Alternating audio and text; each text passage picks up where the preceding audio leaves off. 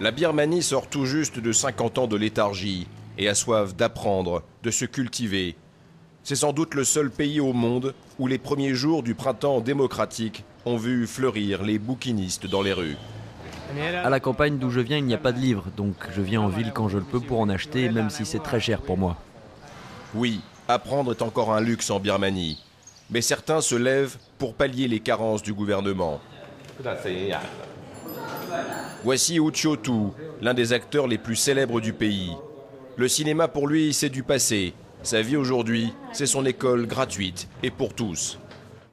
Regardez, il n'y a que les filles qui travaillent. Les maris, eux, ils se la coulent douce à la maison. Je suis très fier d'eux. Ils travaillent dur. Ils ne perdent pas une minute. Ce sont des élèves fantastiques. Vous savez, j'ai créé cette école pour les plus démunis. Mais aujourd'hui, même les riches viennent ici. L'école gratuite de Chiotu connaît un succès foudroyant. Tous les élèves sont adultes, il n'y a pas d'absentéisme, encore moins de retard. Les classes sont pleines. C'est l'école parfaite, née de l'obscurantisme d'un demi-siècle de dictature.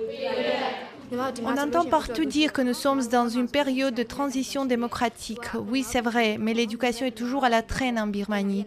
En plus, il faut payer et c'est très cher. Il n'y a qu'ici que je puisse vraiment construire mon avenir.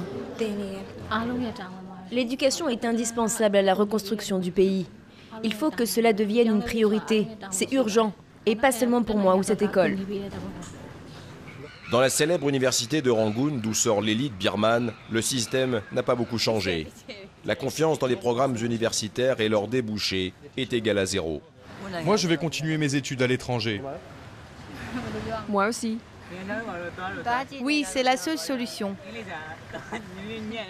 Oui, si on veut revenir travailler ici, on n'a pas vraiment le choix. À l'école de Chiotu, on planche sur des matières jusqu'alors inconnues ou interdites, comme le développement de la personnalité ou encore comment amender une constitution trop favorable aux militaires.